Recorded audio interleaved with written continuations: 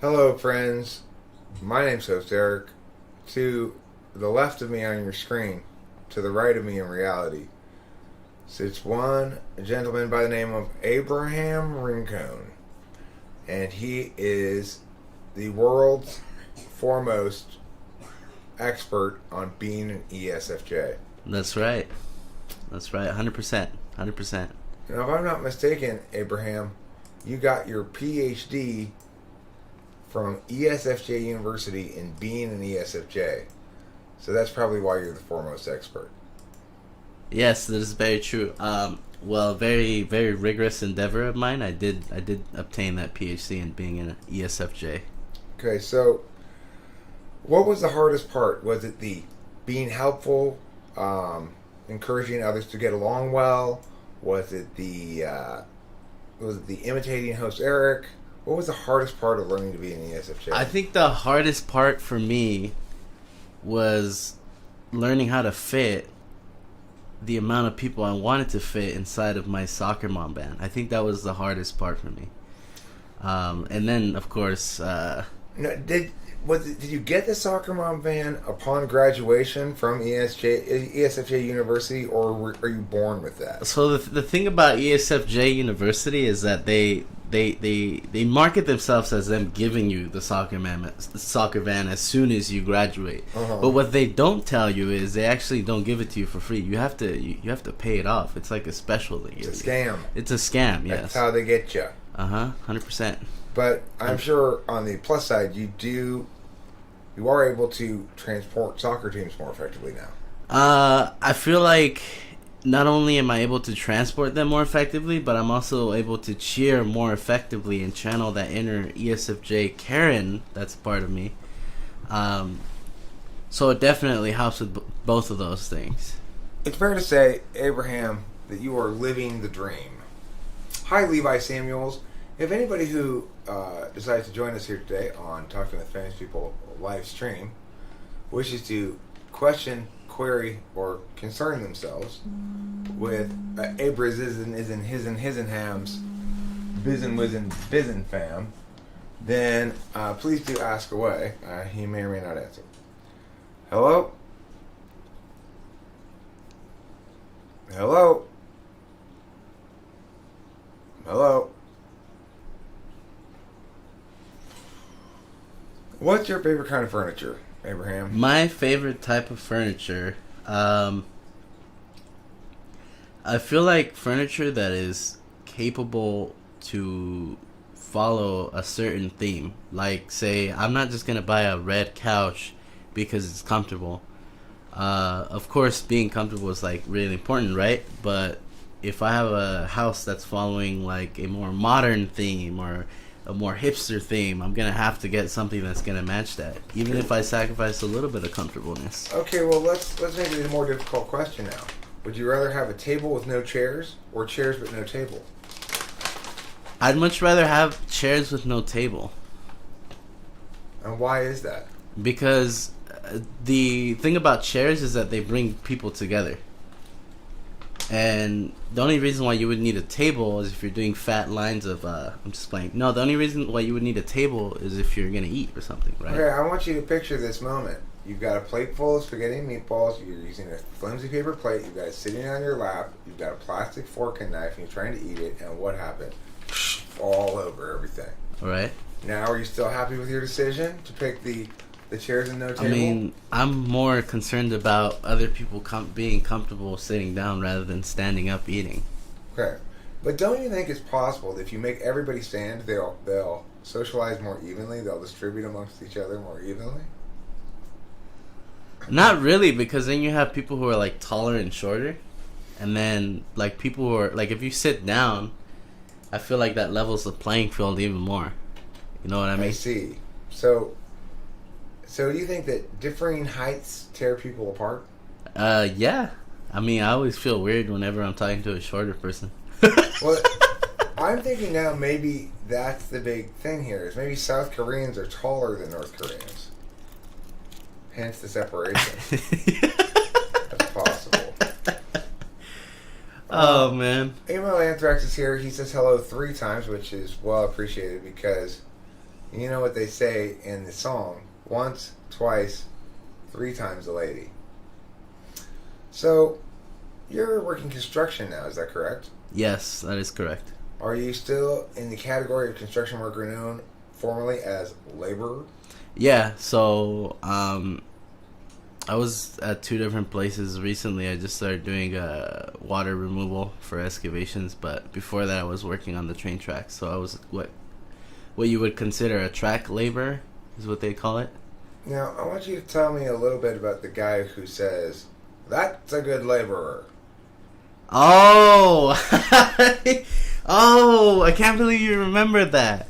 All right, guys. So check this out. So I went to this meeting thing, and it was for about laborers that were starting off, and there was like this. I don't know if it was like this ISTJ or an INTJ dude who was like super awkward. He like stood in front of everybody, and he had his jeans and his like running tennis shoes, and he was like, "Don't forget, guys, a good labor always pays his dues."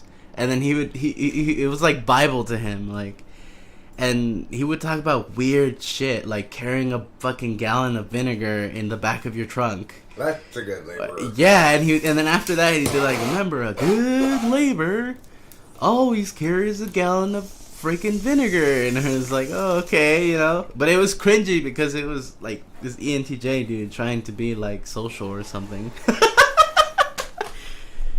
I see. So when you are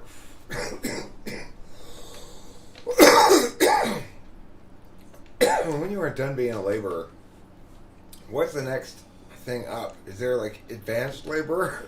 So there's different levels. Obviously, an ideal job is where you don't have to do a lot of physical work with your body, because doing construction is a young man's job. I don't care what you say. Like you can't be old and do construction unless you're an ENTJ with like a boner for like hardware and stuff like that and getting stuff done, right?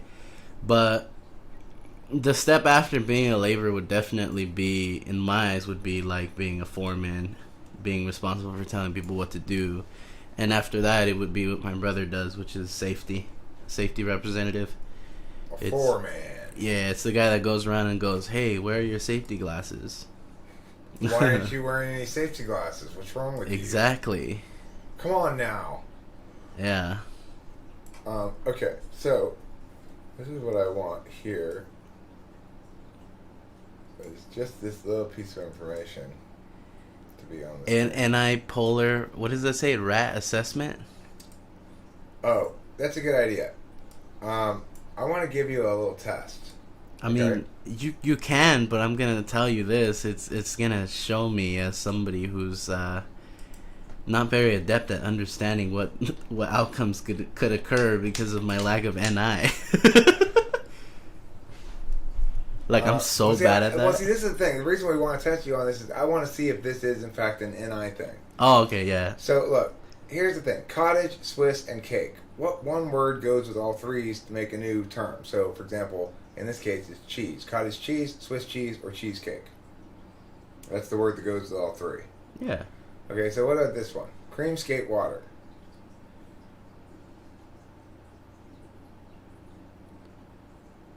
Fucking, I don't know. Light cream. Ice. Light skate. Ice. Ice cream, ice skate, and ice water. Okay, my initial thought is this is a really dumb test. This should not be a test for anything. How about, let's see here. How about night, wrist, and stop?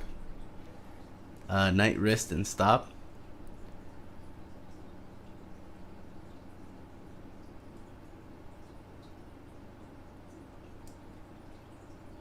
Bro, I would have to spend hours on this shit, honestly. The answer is watch. Okay, well, thank you, Abraham. So this would suggest that this particular test seems to correlate with NI, as I've said in the past, that if people have NI in a strong slot, then they tend to do well on that test. And you're NI polar as an ESFJ. My dad is also NI polar. I need to test him on that test too, and see if he would get that. RAD is not just testing verbal intelligence. No, it's testing NI. There's a singular right answer that brings them all together, and that is determinate, right? And so it does make sense that would correlate with introverted intuition. That would be smart to say that it doesn't correlate with verbal intelligence, because I mean, right. It doesn't make sense for me for something like that to be any sort of measure for anything. I'd much rather you have like real life examples, and I don't know. Right. I mean, here's the thing. There's different kinds of intelligence, and certain tests do seem to let us isolate certain kinds of intuition versus thinking. So Rachel does well on that test because it's primarily a test of introverted intuition. If it were an extroverted thinking test, like how do I fix this broken gate or something, then she would have a lot of trouble with that. Yeah, that's bad. Like a TE type of thing? Yeah. Oh. And so...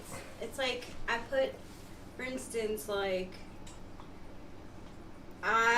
for some reason, I was pissed at my dad and I didn't want to work with my dad on my bed frame. So I followed all the directions and it's still wobbly.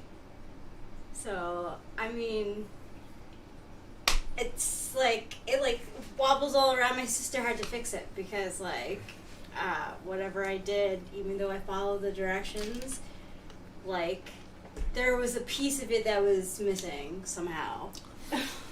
Okay, so, Abraham, a different kind of test is what's called Inky Pinky. Okay, so let me give you an example of it. Now, this is one that's more of an NE thing. So Rachel has a lot more trouble with Inky Pinky and a lot less trouble with the RAT test, the Random Associations test. Okay, so Inky Pinky is an example is roadway flesh, and it's an ink pink, which means the answer is going to rhyme and have each of the words be one syllable. The answer to that one is street meat. So roadway flash, to make it a rhyming pair, it's one syllable each, ink pink, is street meat. Another example would be a hilltop water spout. The answer rhymes. What do you think? It's 2-2. Hilltop water spout. The answer rhymes. It's meow, meow, meow, meow. I am not good at this type of stuff. Okay, that's a mountain fountain. Okay, so these are basically tests of some form of intuition, and it's hard to say. I think the Inky Pinky requires more of both, probably, extroverted intuition and introverted intuition. The RAT requires more just introverted intuition. I'm not good at the Inky-Pinkities either. Is Rachel supervising Abe right now? I don't know. I don't think so. It's hard to read INFJ, ESFJ supervision because there's a lot of FE in the mix, you know. Hi, Octavia Silva. Like, I don't know. Rachel, are you supervising me? That's a good question. No, I'm not.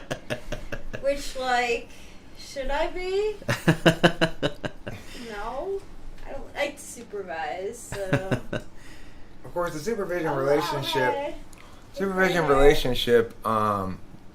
plays out quite differently depending on which two types you're talking about, you know? I've also had a lot of experience. I have an aunt who's an ESFJ. My sister's an ESFJ. I dated an ESFJ. So, like,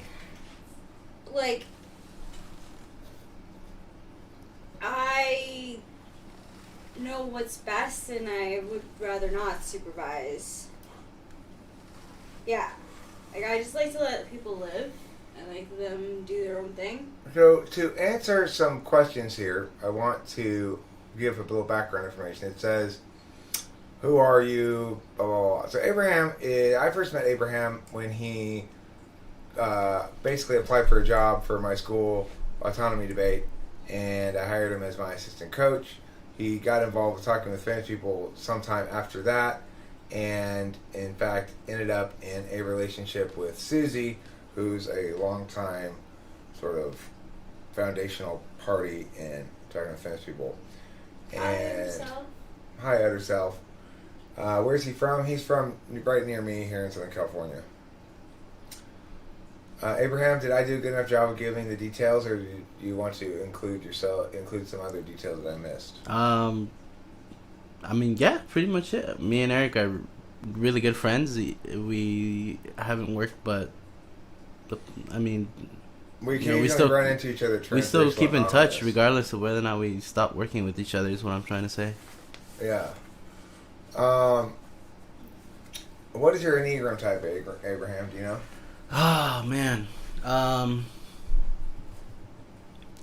know it's 2-wing 3. Yeah, you're 2. 2-wing 3 and Abraham's great. 2s are great. 2-wing 3 This is very and helpful. No, I didn't fire Like- Abraham. I just stopped. I just basically let the business fall apart. like 8 or 9 or something. Hey, Levi Samuels. It was what? Like 2-wing 3 and then like 8 or 9, one of those 8 two. or 9? I think you're probably 2, 9. I'm not sure. I just know 2-wing 3 was like very big That because that was like the that only sounds- thing I actually read. 7, I think. Yeah. 2, like, I could see a 297. 2 for you, absolutely. Yeah, I'd say There's 297. like a warmth to 2s. What is tri-type 297 called anyway? Let's find out. 297. I know. I knew the actual numbers, but I haven't really been as into it as I have been. I know I wasn't for a while. I was stuck between 3 and 2, but then I was like, I can't be a 3. I think The you're peacemaker. definitely a 2. I feel like 3 is more Your type is called ambitious, more like on it. They have and goals and they yeah, have- exactly. My brother is a 3 and like he's planned out his whole life. Like he graduated college, says he graduated college, says he wanted to be a social studies teacher at the school that he graduated high school from and coach, and he literally like attained it. Yep, So that's a 3. 3s. Mhm. Octavia Silva wants to know if I got you into typology or did you find out about it independently of me?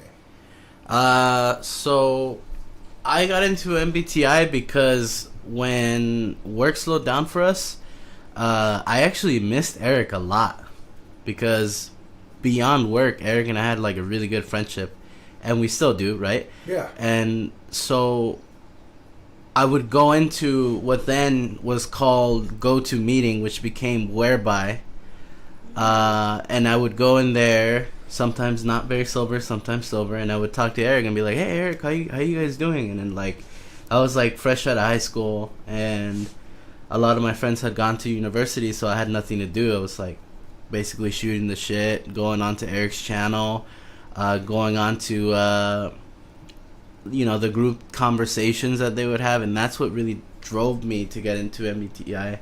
Originally, Eric typed me as, what the hell did you type me as? ENTP and then ENFJ, huh? No, I think I originally typed you as ENFJ. ENFJ? And I realized after a while, that's before I really understood functions very well. Yeah, but that was like at the way beginning. Yeah, it's like, because, well, here's why I thought. And this shows you what, like, the kind of anti-censor bias. Because you were such a good coach, especially with line coaching, I figured you had to be an intuitive. But it doesn't work like that. I mean, it's still FE, FE contains intuition about human expressiveness implicit in it. So, yeah, you're a great coach in terms of how to get people to be more expressive, how to say things rather than, Right, yeah. rather than, don't say it like that, say it like this, that kind of shit, You're really good at that, but that doesn't mean you're intuitive. And that it was Right, silly, of course, it was a silly, yeah. reductive belief of my part that only intuitives could be good at that, and that was just wrong of me. So that's why I thought you were ENFJ. Yeah, so Eric was the one that definitely got me into this stuff, and then once I met Susan, who's an INTP on the channel, that's when I really started getting into it, because then I had an interest, like I had a sort of drive to be interested in, like, what the fuck? Drive. Yeah, like, what's You had a making drive me to so learn. interested in this individual? Like, I need to find out what this species is, like. And then I looked at my INTP, and then I found out, oh, that's like Eric, but Eric's like more loud or something like that, Yeah, Abraham was my right-hand man at autonomy. He was like director, He it was me and him, basically. We also had Felix, and occasionally we had Kunkel. Kunkel was cool. Kunkel and Abraham, I guess, had a little bit of a falling out not that long ago. Why do you say I'm not being nasty? No. What are you being nasty Well, 'cause about? I made the this. Ow. I did the this one. Yeah, Eric was really great with teaching the kids about debate. I normally was there to be like, you need to look good, you need to speak good, and let me talk to your parents. You know, he can handle speech events and Congress as well. You did a great job with Evelyn at Congress. Yeah, Evelyn did the best of anybody that year in nationals of all the kids we brought. So, yeah, email anthrax. You're right. Intuitive people are people who are intuitive, but everyone has intuition of some kind, and certainly extroverted feeling. I originally thought my ex-wife, who was also ESFJ, was ENFJ because I thought. I just had a general understanding of it. Well, she seems intuitive to me. We can have kind of intuitive conversations about people. That's basically the gist of why I thought Candace was the ENFJ, because I didn't really know anything about cognitive functions then. I just had the type descriptions, basically. It was right at the very, very beginning of me learning about cognitive functions. So that's why I made the misconception for both of them is... same with my daughter and Taylor as well. There was a period of time about a couple years ago, maybe, when I realized I'm way over including people in as intuitives based on things that I shouldn't be basing it on. Like I thought my daughter was an ENTP because she seemed so smart, you know. Taylor must be an ENTP because she seems so smart.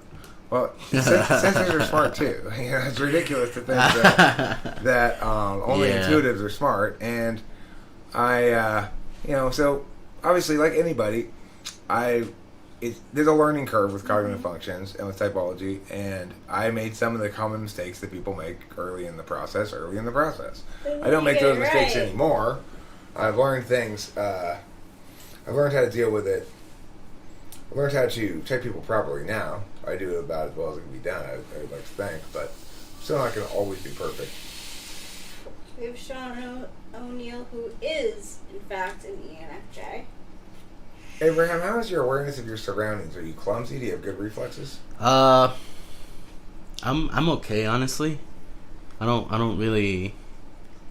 I mean, if I drop things, it's probably because I don't have a proper setup to have those things in place. Like my vape, I charge it by a USB. And sometimes when it's connected, I can't stand it up properly, so I leave it on the corner of the table knowing that I can drop it. And I drop that shit like all the time. But that's about it. Like, if I were to throw a tennis ball to you right now, would you be able to catch it? I would catch it. If I catch it, it'd be like, what the fuck? Yeah. Where'd you get a fucking tennis ball? Yeah. Do you ever miss things that are right in front of you? As in, like, whoa, where did you come from? Like individuals? I mean, I don't know, events, people, things. Octavia Silva just says, do you ever miss things that are right in front of you? I mean, I miss a lot of things that happen in my future that I don't see coming a lot. But I don't miss things in the moment, certainly. I'm not somebody that's just like, you know what I mean? Like, I'm pretty aware of my surroundings for the most part. I see. So what's up with ESFJs and gossip? ESFJs and gossip. The problem with ESFJs and gossip, and I speak from experience, is that we know we can get away with it because we're so great at puppeteering social groups. That's literally all it is. Which is to say, like Eric says, words have meaning, right? So if I go and say something, I can probably, I don't know, like, I don't really do this, you know what I mean? Like, I wouldn't be, like, the pro on this, but I can definitely tell you, like, ESFJs are pretty sneaky like that. Like, they're capable of being, like, okay, you know? So, here's a, we can check, everyone get out your microaggression bingo card.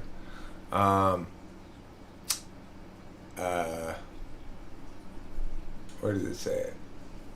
Is it weird that so many ESFJs I see are Mexican?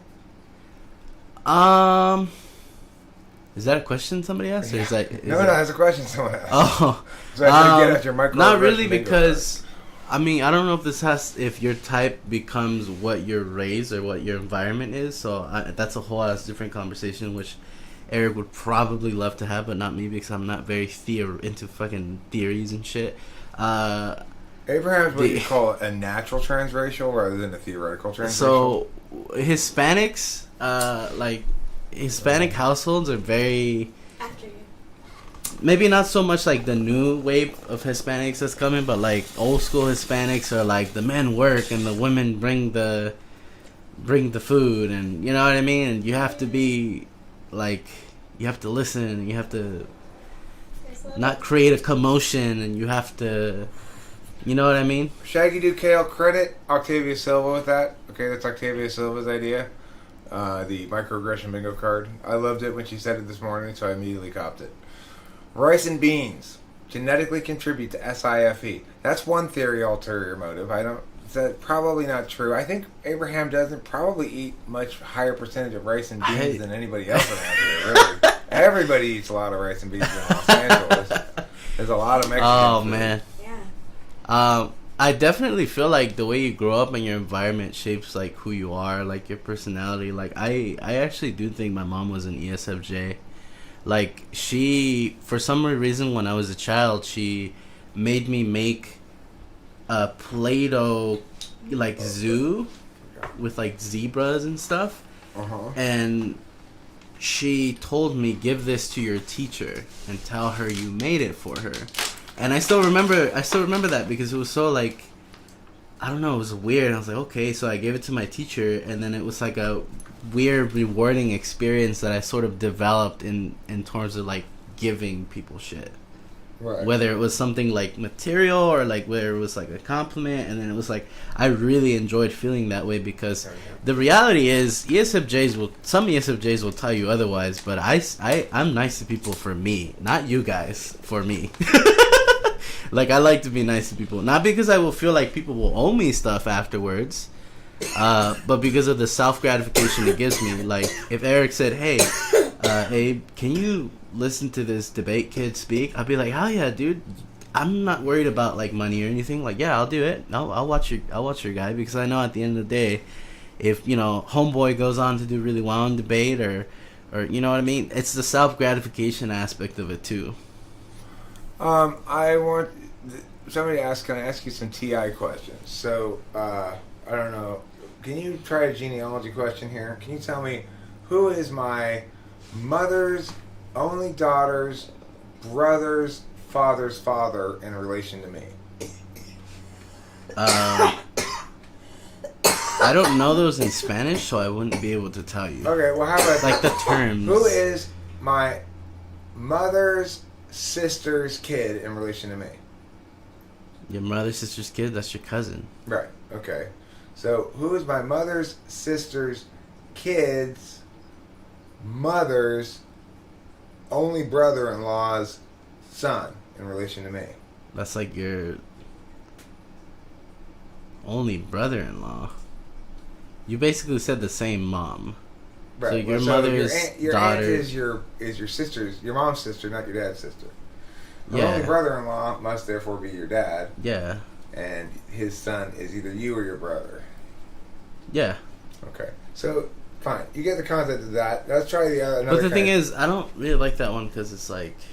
I Let's don't try know a the different freaking kind of I question. ended up at Let's try a different kind of question. Sorry. If all pineapples taste like sausages, and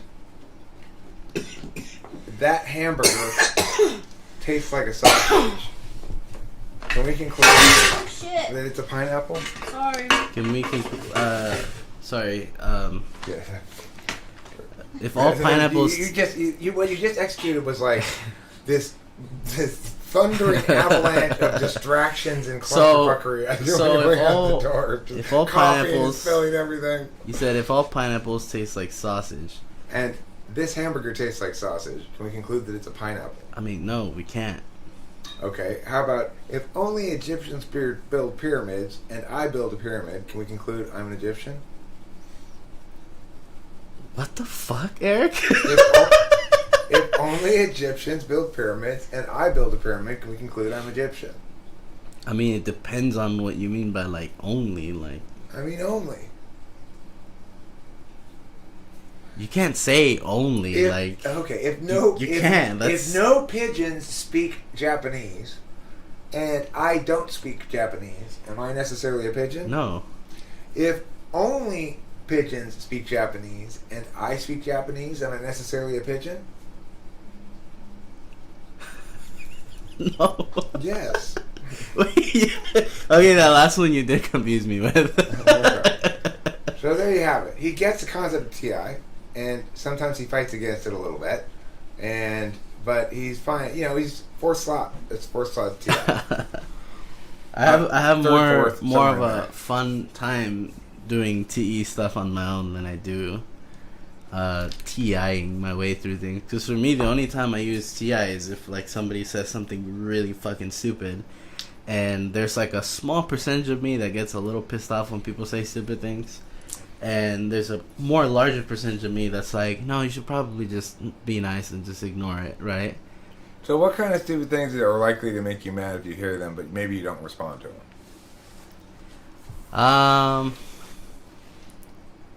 I don't want to use anything that's relevant because I know that you're very like heavy against like forcing people to use masks, and that's okay because I value your argument for autonomy. Okay, so you don't like it when people don't wear masks. I don't give a fuck if people wear their mask or not. I wear a mask for me, not because I want people to wear a mask or force people to wear a mask. You can get sick if you want to get sick, but that's your problem, not mine. Right, okay. So that's my stance on it. But like when people go around, they're like, "Oh, coronavirus is a fucking, what do they call those, conspiracy theory?" And it's like, bro, what is fucking wrong with you? Like, you know what I mean? Or something more like simple. Like let's say someone says, I don't know. It's really hard to That's a good pick up. example. Okay, so it's like if you think somebody's making a statement that runs afoul of what you believe to be is like the obviously appropriate political position or something, or a socio-political position. So if somebody were to say, "Hey, you know, I think in some circumstances slavery's okay," that would probably be something that you'd be like, "Come on, bro." I would probably bite my tongue and be like, well, that's kind of fucked up that you think that like hurting people for anything I'm not is talking about hurting bad. them. I'm just talking about forcing them to do my bidding all the time. Right, and then at that point I'd probably be like, yeah, this person's probably not somebody I would be like surrounding myself with. So Octavia Silva asks, what do you think your attachment style is, Abraham? Are you familiar with attachment styles? Yeah, just remind me of the... Basically, there's one is secure, and then there's 4 different kinds of insecure, which are avoidant, ambivalent, chaotic, and... Isn't that like how you deal with conflict? No, basically it's... Okay, so if you feel like you were well loved as a kid and taken care of as a kid, and you could always trust your parents to be there to have your back if you needed them, or whatever, then you probably have a secure attachment style. If you had an abusive environment when you were growing up, then you probably have one of a variety of 4 possible insecure, or 3 different kinds of insecure styles. I may or may not know what my security or insecurity thing is, I guess. I mean, my take on it is he's quite secure in his relationship style because, I've seen him with Susie for a long time, and it's a very long distance relationship. Not an easy relationship to be in at all. Certainly not one to handle in such a comfortable and well managed way. Well, it might make it seem like it's easy, but it's certainly not easy. I mean, it's not breaking me, but you know, it's not easy like Sunday morning. Exactly. It's difficult like Wednesday 2 p.m. Oh my god, that is such a... What is that? Is that SI or what? What the fuck? I don't know. I feel like you just made my brain go back to like 2 p.m. on a Wednesday and I'm sweating my nuts off out in the field or something. Where are my cigarettes? I wish I could help you with that. LOL, Eric, love the reference. Yeah, it's a great reference. Avoiding anxious avoidant. I don't know how to relate to any of those. I don't feel anxious about shit other than the future because I feel like I can't control things sometimes.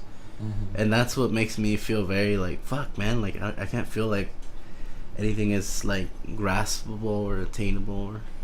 But I'm it's going to like that rephrase sometimes. Octavia Silva's question for you. What is your conception of extroverted intuition, and how do you feel it manifests when you're using it in your own life? TE? Extroverted intuition, my What is dominant that? function. The fuck is that? Okay. TI? So now, NE, NE. Susie's tool function, the ideational function, the thing that comes up with ideas and says a bunch of words.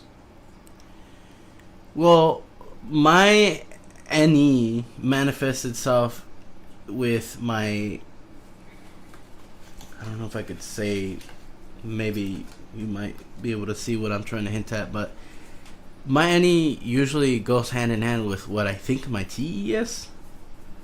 Because sometimes I'll be at work and they'll be like, hey, we need to mount this fucking AC here, but we don't have the proper material to use to mount the AC unit, like a window AC unit, to where it's supposed to be. So we need to find a way to install it by today because it needs to be installed today regardless with the materials that we have. And then I'll look at the materials that we have and I'll like NE it, like hanging up with tie wire, let's say, right? I know that's a very bad example, but I'll picture it in my head, or like I'll think of ideas that we can do with the material that we have, and then I'll use TE to make it happen. Do you ever use your own semen to adhere things to the wall? Unfortunately not, because it's not that sticky. Okay, so here is a question from 3DR Nomad. Abraham Lincoln? Yes, that's his name. Shit, you not. And now Email Anthrax plays a little rhetorical thing. We can. This is called learning opportunity about rhetoric.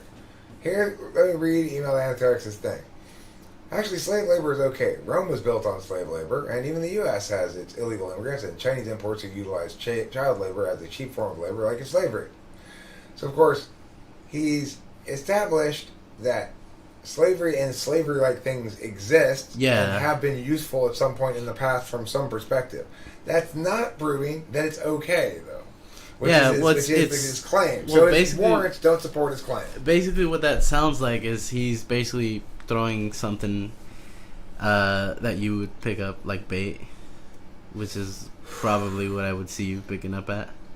Well, it'd be like, he's just basically saying slavery exists. Like, yeah, there's still modern forms of slavery, but you're right, it doesn't make it all right. Yeah, it definitely doesn't make it right.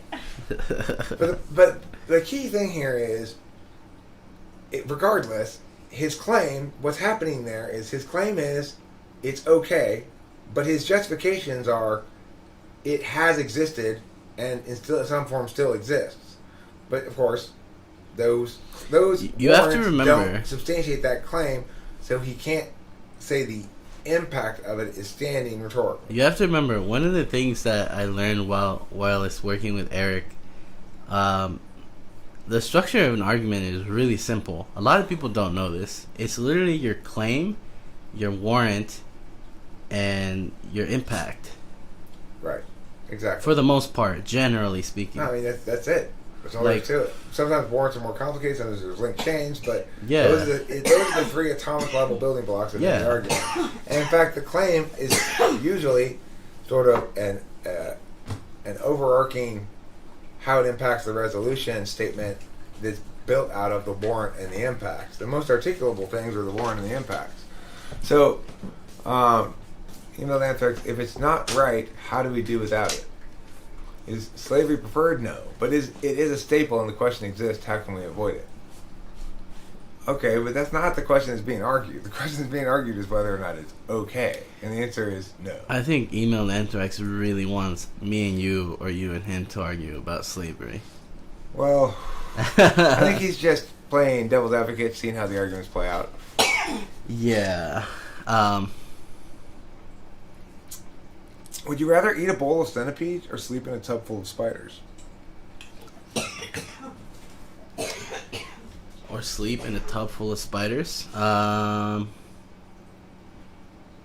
mean, first of all, I wouldn't be able to sleep. It depends how long, and then it depends. Like, I would have to see the quantity of centipedes, versus like how long it would have to be in a tub full of spiders. How adorable are the spiders? Are they I particularly fucking hate adorable spiders. species I don't of care if spider? they're daddy long legs. I don't want no spiders near my ears or eyes. I'd freak out.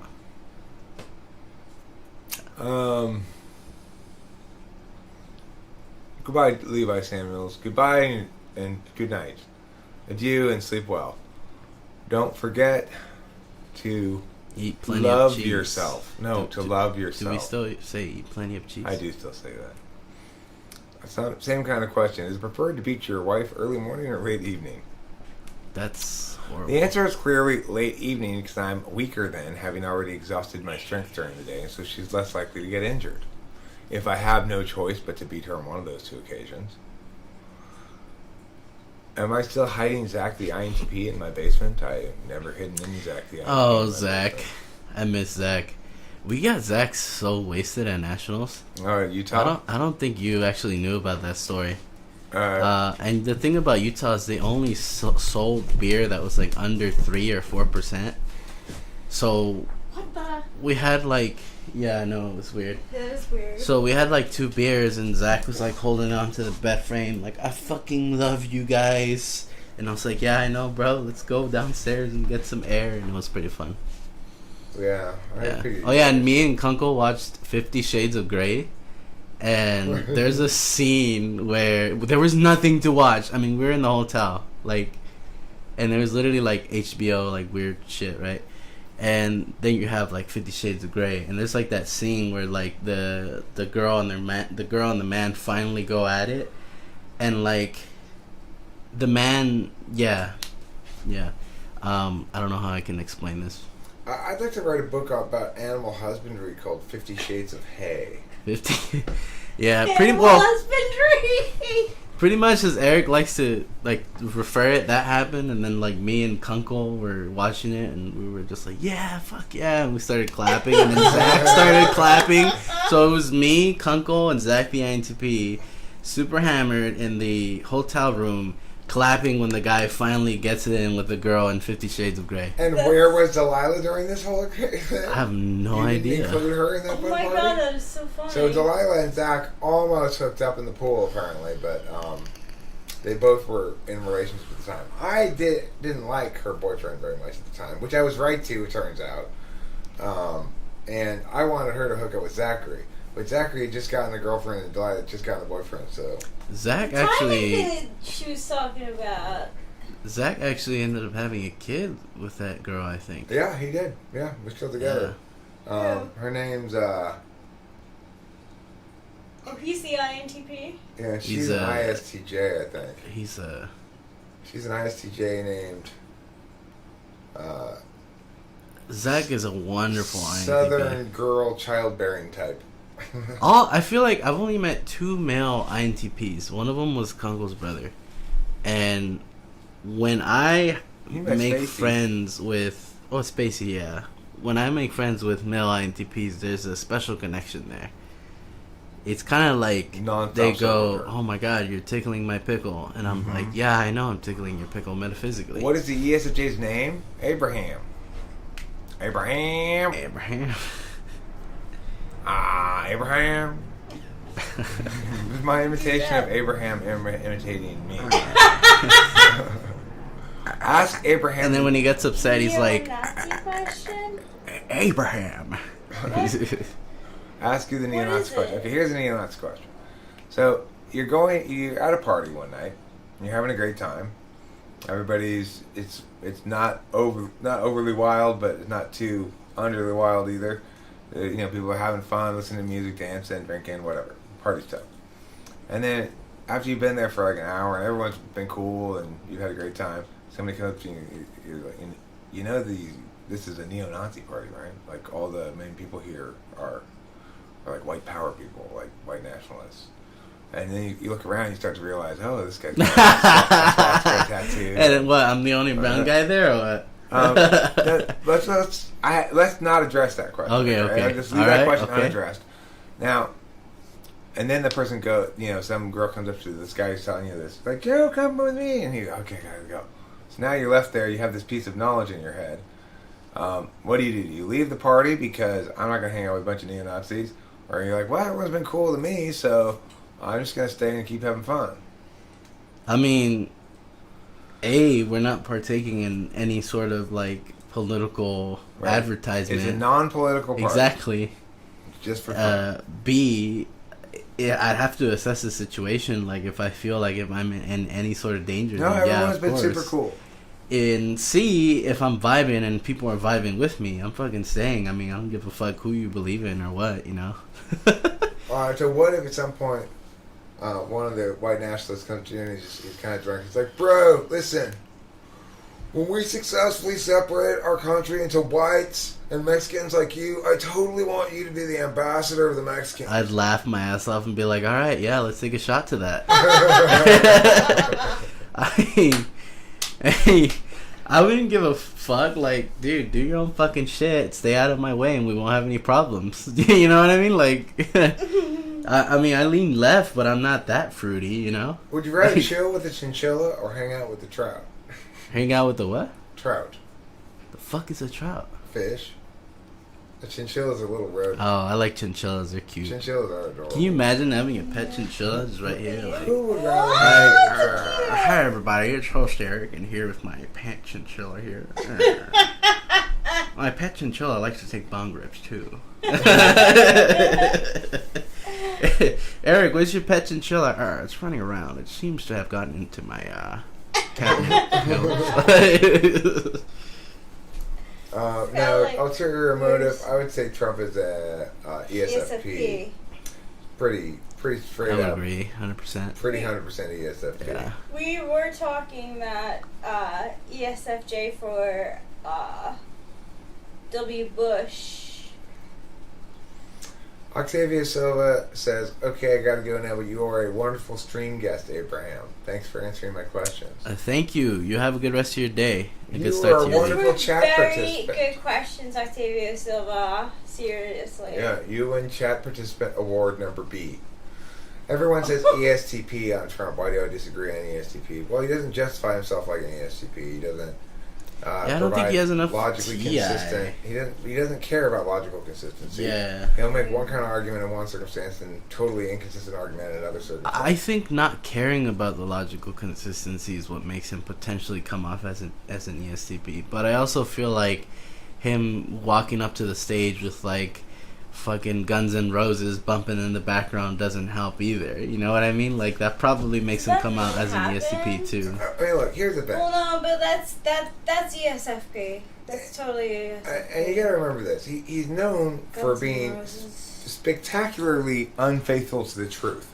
It's like, Yeah. there's all these websites that gather up all his various lies and stuff. Well, that's actually quite consistent with ESFP. Mm-hmm. They don't place a lot of importance on telling the truth. And the reason is they've got 4 slot NI, polar TI, and demonstrative FE.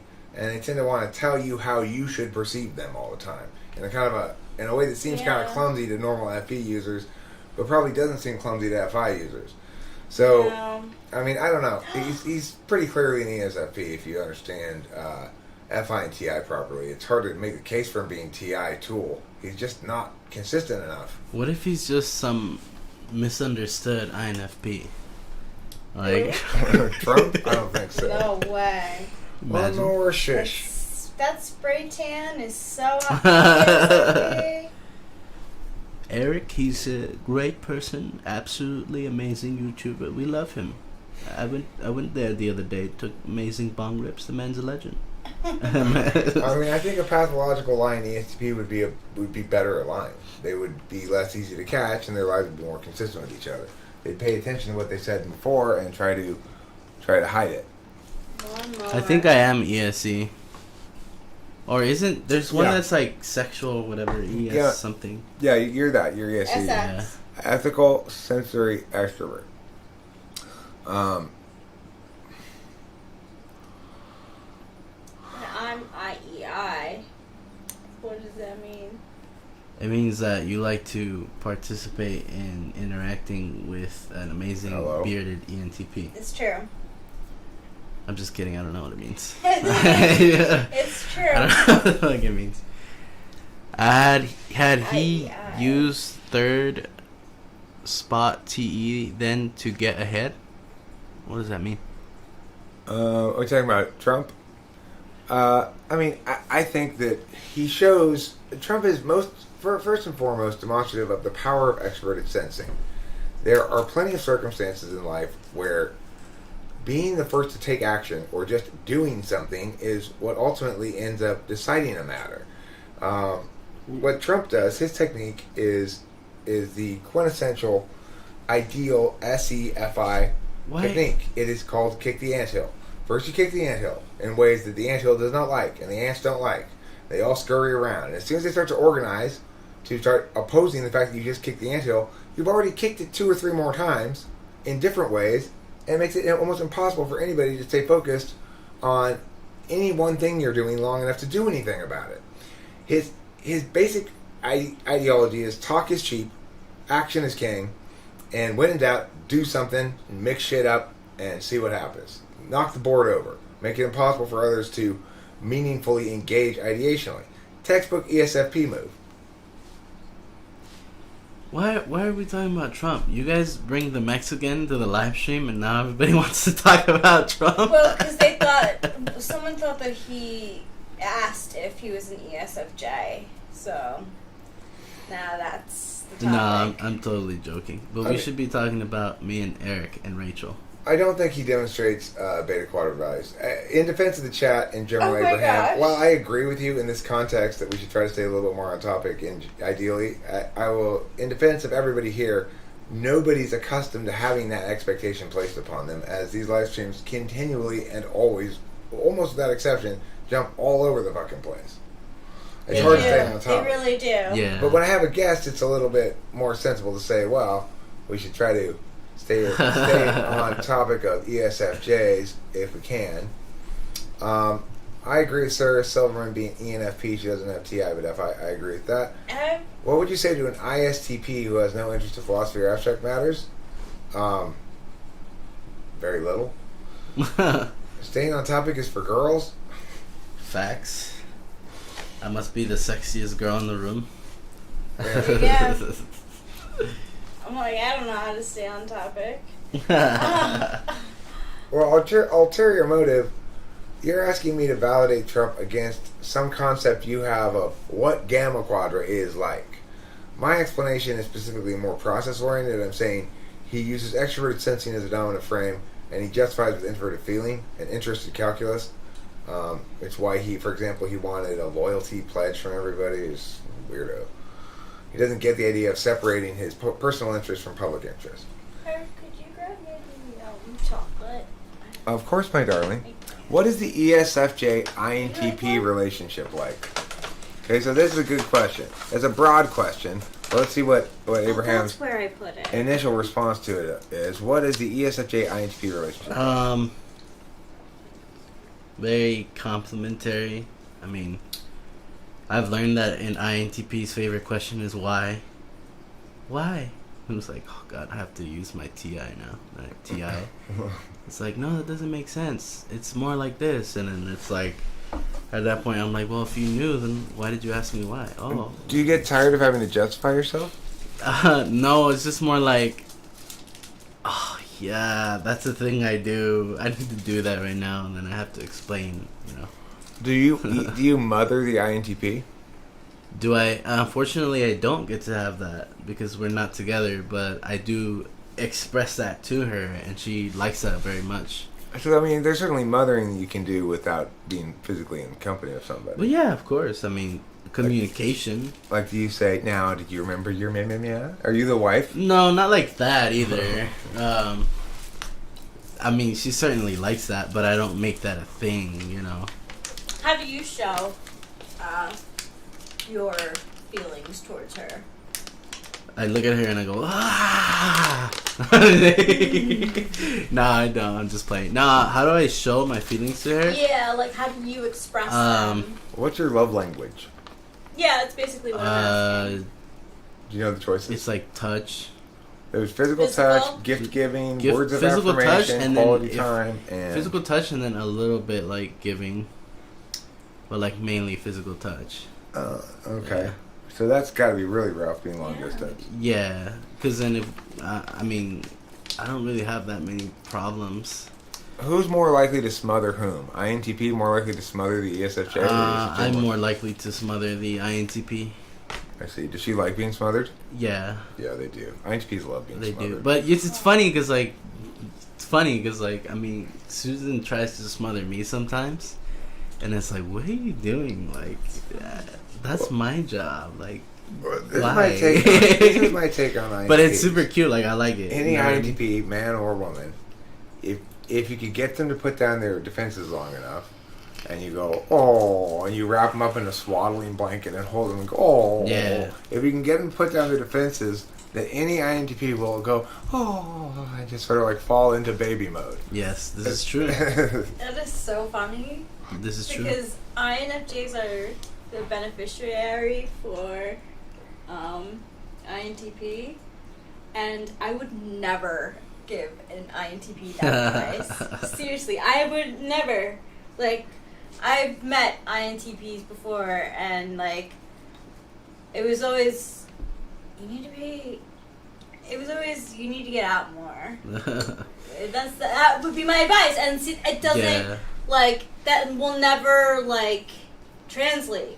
Yeah, INTPs are really great. I like all INTPs. Like, even if they're like, I'm not into guys, but like when they're male, I throw FE their way to see how they react, and it's kind of funny. Yeah, well, you Yeah. know, it was interesting watching you and Spacey interact. You guys Yeah. took right to each other. Are ESFJ aware enough to know when to back away and not smother someone? They are FE down, so they should be able to do that, right? That's what somebody else. Yeah, but you like, I mean, I feel like when you get older and you get more mature, you learn how not to do that stuff and not to have any problems with that. But when you're younger and you're like wild fucking ESFJ, you could run into that. Like, I had a couple times where like I rubbed off the wrong way on an individual because I was being too nice or something, and so people took it the wrong way. Yeah. Like both male and females, like it doesn't matter if it was a girl or a guy, and I was being like really nice to them. I got asked a couple times if I swung the other way. You know what I mean? But I was like, no, I don't, bro. I'm just cool. You know what I mean? Like, I'm just trying to be nice. And also, I wanted to respond to Lawnmower. I don't believe that was actually condescending advice. It's actually true. Like, I've had INTP friends, and I just wanted to hang out with them. There's nothing wrong with, like, being like, hey, I'd like to see your face. You should get out more. It's hardly Yeah. it's hardly condescending. I mean, you may say it's. I mean, unless you've mustered up some sort of situation in your head that makes it seem condescending, then that's different. But, like, to say it's condescending in general, I don't think so. Really, because I really wouldn't mean it to be either. Like, right now, I'm looking at Eric's musty beard and his frizzled hair, and I'm like, hey, Eric, you should get out more, bro. Shit. What are you better at, Wheel of Fortune or Jeopardy? Ooh, good question. I'm not too, like, heavy on pop culture stuff. Which game show do you prefer to watch, Family Feud or Wheel of Fortune? Family Feud. Okay. If I gave a really bad answer in Family Feud, would you still say good answer, good answer, good answer to me? Yeah, because I'm more, like, positive reinforcement inclined. I'm not really a negative Nancy. If So, I were yeah. playing that one game and I was saying big bucks, no whammies, would you agree with me and wish for big bucks and no whammies? I mean, yeah, if that was the vibe, it'd be like, yeah, fuck yeah, dude. Yeah, big bucks, no whammies. Yeah. No whammies. What is that show called? Anybody remember the name of that game show? The Big Bucks No Whammies show? Where's Winston's mom? I feel like Winston's mom would remember. She would know that. Yes, this is a real life ESFJ class. Yes, it is. A pleasure. Hello, everybody. I'm the individual that brings everybody cake and makes sure everybody is well taken care of. Now, I And have that- I do have to ask, do you like to bake? Thank you, Dustin. No, I don't like to bake. That is such a stereotype. The way that translates into real life is I'm the individual that goes, hey, you need another drink? I got you. And then I come back and then another drink goes to me holding your hair while you're puking in the toilet. And then, you know what I mean? Like, I'm that guy, and then, hey, I'll drive you home. Now, are you somebody who's going to put up holiday decorations? Yes. If I had my own home, I would put up holiday decorations and play holiday music, and I don't give a fuck which neighbors or roommates I'd piss off. I'd do it. Okay, would you ever be guilty of this? You go to a Thanksgiving dinner and pretend that an awful dish that someone made is actually amazing. I wouldn't pretend it's amazing, but I would say it's good. Okay. I would just taste it and be like, yeah, it's pretty Oh good. yeah, your bad intestine Wow, Eric, souffle this is macaroni and cheese is pretty good, bro. Okay. Hey, that's about it. What about this though? You're throwing a party. You ask someone to bring something. They're late to the party and they forget to bring what you asked them to bring. How do you deal with that? It depends how important of a component that is to the overall gathering of people. Like, if that was part of the main dish, then I'd be like, dude, what the fuck? Like, now we're just gonna sit here and eat collard greens and not brisket because you forgot the brisket and you showed up late. Which is to say, we don't have nothing to eat. So now, not only are you affecting me, but you're affecting people around me, which makes me more upset. Now, if I brought you over and invited you over for dinner, and it wasn't that I'd forgotten the brisket, but I just surprised you when you got here and said, guess what? We're having nothing but collard greens. Yeah, because sometimes... I would then probably laugh because I know who you are as a person, and I wouldn't entrust you with that responsibility to begin with. I wanted to know how you asked. Yeah. I totally... So, okay. Eric would show But up. I am curious. If you were to have a gathering and you ask someone to bring something, like, okay, we need dessert. Bring a dessert. And, like, they come bringing something else, totally. Like, how do you deal with that? I mean, if I told him to bring desserts, it wouldn't be a big deal because it wouldn't be a part of the main thing. So then I would be like, I mean, that's fine. I thought you were going to bring this. No, I brought this instead. Oh, okay. And then in my head, I think, well, now I know. I won't explicitly say, but in the back of my head and in my SI bank, I would probably write down somewhere, like, this individual is not somebody I can really trust to bring something next time. With respect, not like talking shit, you know what I mean? Like, it's just the truth. It makes me want to ask you the observatory question. What is that? So, pretend it's your birthday, okay? Now, you've spoken to your dad, your brother, and me and Rachel. And you've said, listen, Dad, this is a very important birthday. I really need this. You said this to all three parties, okay? I really need you to book me a slot to go look at the stars through the telescope in the observatory. Griffith Observatory or the one on top of Mount Wilson. Either one will do. Now, on your birthday, your dad has gotten you a bunch of stuff from the gift shop at the observatory. Your brother has taken you up to the top of a mountain with a pair of binoculars and said, here, look at the stars. And Rachel and I took you to a restaurant called the Observatory in which we ordered for you on your behalf a dish called Looking at the Stars. Now, who are you most mad at? I wouldn't be mad at anybody. I think I would feel sad, and then I would probably like not say anything, and then at a later date I would arrange for us to go there together, and then tell you guys then and there, like, hey, I originally wanted to come here for my birthday.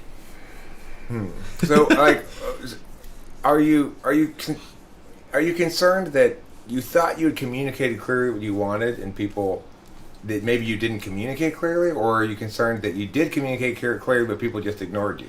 I'm concerned that there was something there that's the reason why we didn't go. Like, maybe it was too expensive, or maybe there wasn't any tickets. I see. And I would assume both sides before saying that the other party is the problem. Like, if you had to choose only one breakfast cereal for the rest of your life, would you choose Frosted Flakes or one of the three following things? Frosted Shredded Wheats, Fruit Loops, or Rice Krispies? Like that was the only thing I could eat for The only- breakfast? No, yeah, well, no. It's like it's the only cereal you're allowed to eat for the rest of your life. I mean- All other cereals are punishable by death. I don't eat cereal though. Okay, well, so even if you don't eat it very often, next time you do eat it, you know you're going to either eat I mean, Frosted Flakes, Frosted Mini Wheats, Rice Krispies, or what was the other one I said? Fruit Loops. I wasn't paying attention. Okay, well, don't even get that. Now you only have 3 choices. I think Rice Krispies because they're Wrong, more wrong. neutral. Wrong. And you could do more with them. The clear and only answer that's acceptable is Frosted Mini Wheats. No. You get an F on that test. Okay. Let's see. Is Bucci like a boob, but it's also a coochie? Good question. Bougie? Bucci. No, bougie is like... Calico Jack. That's what bougie is. Abraham, what's your take on ISFJs? ISFJs are quiet, cute. They're like... Definitely somebody I'd love to be friends with. ISFJs to me are like, yo, like, we're on the same fucking level. And like, sometimes you're better at certain things that I'm not good at.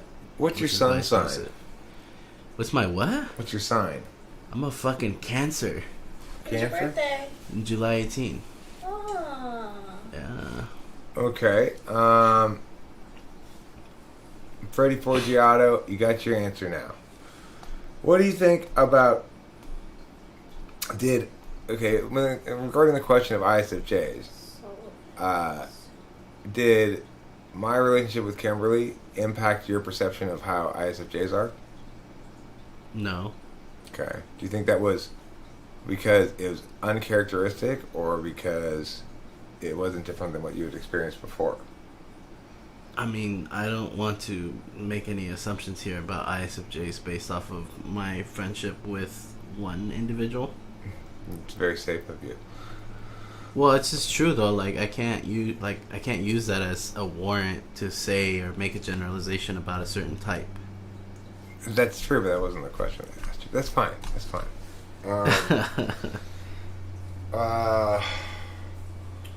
I mean, what did you want me to answer? Your question has to be more like... What I was asking specifically was, did your experience of Kimberly and ISFJ impact your perception of ISFJs in general? Because, Kimberly and we had some serious fights, and you bore witness to some of I mean, those. I think Kimberly's a wonderful ISFJ. She's certainly somebody that would take care of her guests, which is a characteristic that is heavily associated with SFJs. I think that she would take care of you. Yeah, I'm not trying to talk shit about Kimberly. No, I'm just I saying know. that, what you got to witness some of our screaming fights, right? One normally doesn't think of ISFJs as being pow pow pow. Oh. So in that regard, it's a little. They really can be though. And so my question was basically, do you now see ISFJs as more pow pow pow than you used to? I mean, I didn't have like a perspective on that prior to that. Like, I honestly think anybody can get to that level. Yeah, Yeah. that's true. They Yeah. in my opinion, it's like once the frustration level for them breaks, they get physical pow pow pow, because they can't externalize what they really want to be saying as they get older. And because my grandma was in ISFJ and she was the sweetest, but she also hit people. Some SFJs, okay, so here's my experience. I certainly am not, aggressive like that. I can't remember the last time I was that upset. Maybe, when I was in high school football. When you're that upset about what? About anything in general. As Just upset as what? to the point where I feel like I have to be physical. Oh. So, my thing is, I feel like SFJs, and this might just be me, Joyce talked about this in the video, and this was what the frick? You explained that in the way that I could not explain it, which is, sometimes when we feel things, it's hard to explain that or try and get the other party to understand that. So what we do is we just flood, like we just orally just talk, and we say shit that's probably not accurate and probably wrong. That's not to say that that's a free passport to say a bunch of wrong statements and accuse people of the wrong Hi, thing. Delilah. Sorry. You know what I mean? I just feel like for me, it's like I'll go on a tangent of trying to explain what it is I feel like. Hey, I feel upset because of this, because of that, but this and that doesn't necessarily explain why I feel that way. You know what I mean? So Yeah. for me, it's just like I don't know. It's weird sometimes because then at the end of the conversation, it seems like, well, you should have just said that you were upset about this, and this made you feel that way because of this. Right. I mean, right? Okay. So it is really easy to say that, to be like, Right. well, you're upset because of this, so you should just be that way. But I can think of times where I've been so upset that, like, I've smashed things, you know? Right. And, like, you're right that everyone does have that kind of, like, threshold where you feel like at some point they can flip and, you know, be the other side. But at least for you, it takes a long time for that to even get to that point. Yeah. Right. Yeah. Yeah. I think so. I think for ISFJs too, it takes a lot. And Yeah, it takes a it lot of certainly people. does. Like, I think Kimberly being a type 8 personality for Enneagram made her like a bit more rough and tumble than some other ISFJs. Like, my grandma was a ISFJ 6 Enneagram, so she was more of a warrior. So if, like, people were trying to tell her to calm down, she'd be like, calm down? Who are you to tell me to calm down? Yeah. Yeah. Let's see if there are any other questions. Curious Kyra wants cookies. I think ISFJs are sweethearts. It says Abraham's FE is taking over him. What do you mean by that, Lawnmower?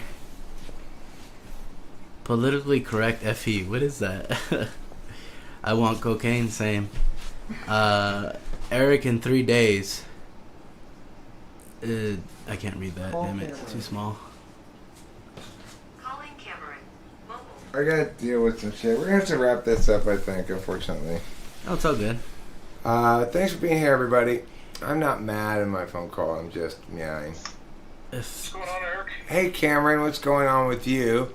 I was wondering if you could give me the phone number of, or otherwise help me to get in touch with your mechanic, because Delilah just got quoted like $1,500 on repairs for her car, and I want to see if we can get a second opinion and see if that's the right amount or whatever, or maybe he'll do it cheaper or something.